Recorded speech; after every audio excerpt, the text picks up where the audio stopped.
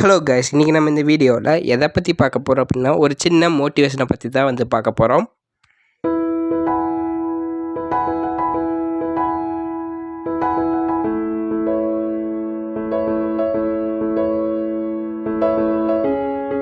So guys, எல்லாருமே நம்ம வாழ்க்கையில் ஒரு முறையாவது வந்து பார்த்திங்க அப்படின்னா ட்ரெயினில் வந்து போயிருப்போம். ஸோ அப்படிப்பட்ட ட்ரெயினை பற்றி எனக்கு என்னுடைய 10th இங்கிலீஷில் சொன்னதை தான் நான் இன்றைக்கி உங்களுக்கு வந்து சொல்ல போகிறேன்.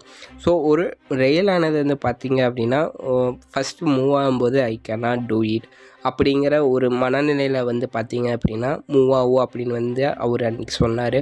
ஸோ அதே மாதிரி தான் அந்த ஸ்பீடானது வந்து கொஞ்சம் இன்க்ரீஸ் ஆக அது வந்து பார்த்திங்க அப்படின்னா ஐ கேன் டூ இட் அப்படிங்கிற ஒரு ஒலியை எழுப்பிட்டு வந்து போகும் அப்படின்னு வந்து சொன்னார்.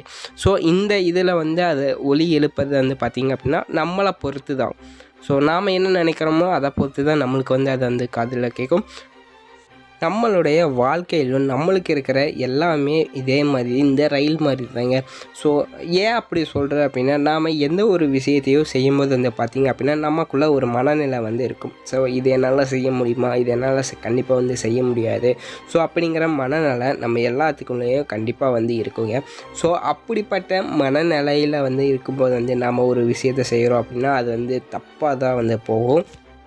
அதே விஷயத்தை வந்து பார்த்திங்க அப்படின்னா நம்ம வந்து இது வந்து கண்டிப்பாக என்னால் முடியும், ஸோ என்னால் வந்து கண்டிப்பாக இது வந்து முடியும் அப்படின்ட்டு ஒரு பாசிட்டிவான மனநிலைமையில் வந்து நம்ம வந்து இருக்கும்போது அது நம்மளால் முடியாது அப்படின்னு வந்து இருந்தால் கூட கண்டிப்பாக வந்து அதை நம்ம வந்து செய்வோம். ஸோ இங்கே இருக்கிறது வந்து பார்த்திங்க அப்படின்னா நம்மளோட மனநிலை. ஸோ அந்த மைண்ட் செட்டிங் தான் நம்ம வந்து எப்போவுமே வந்து பாசிட்டிவாக வந்து வச்சுக்கணும். அப்படி பாசிட்டிவாக இருக்கும்போது வந்து பார்த்திங்க அப்படின்னா நம்மளால் செய்ய முடியாது அப்படின்னு வந்து எந்த ஒரு விஷயமே இல்லை. கண்டிப்பாக நம்மளால் எல்லா விஷயமும் வந்து செய்ய முடியும். ஸோ காய்ஸ், அடுத்ததாக வந்து நம்ம பார்க்க போகிறது வந்து பார்த்திங்க அப்படின்னா எலியை பற்றி.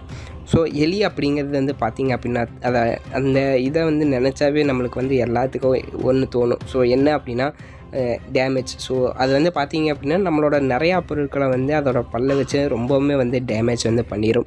ஸோ அது எலின்னு சொன்னாவே நம்மளுக்கு வர்றது அந்த டேமேஜ் அப்படிங்கிறது தான் வந்து ஞாபகத்துக்கு வரும். ஸோ அந்த எலியானது ஒரு மரத்தால் செய்யப்பட்ட ஒரு ட்ராப்பில் வந்து மாட்டிக்கிச்சு அப்படின்னா ஸோ அது வந்து பார்த்திங்க அப்படின்னா தன்னோட நிலையை நினச்சி ரொம்பவுமே வந்து ஃபியர் ஆகும். ஸோ ரொம்பவுமே வந்து அதை எப்படி சொல்கிறது, கரெக்டாக வந்துடுச்சு. ஸோ அது என்ன அப்படின்னா பயப்படும். ஸோ அந்த பயத்தால் வந்து பார்த்திங்க அப்படின்னா அது வந்து தன்னால் ஓட்ட போட முடிஞ்ச மர ட்ராப்புக்குள்ளேயே வந்து மாட்டிக்கும். ஸோ நம்மளோட வாழ்க்கையில் பல ப்ராப்ளங்கள் வந்து நம்மளுக்கு வர்றது வந்து பார்த்திங்க அப்படின்னா நம்மளால் வந்து கண்டிப்பாக வந்து அதை வந்து சால்வ் பண்ண முடியும். ஆனால் வந்து நம்ம வந்து நம்மளுக்கு இருக்கிற பயத்தால் வந்து பார்த்திங்க அப்படின்னா அதை பற்றி யோசிக்காமல் நம்ம அதை எப்படி சால்வ் பண்ணணும் அப்படின்னு சொல்லி வந்து யோசிக்காமல் அந்த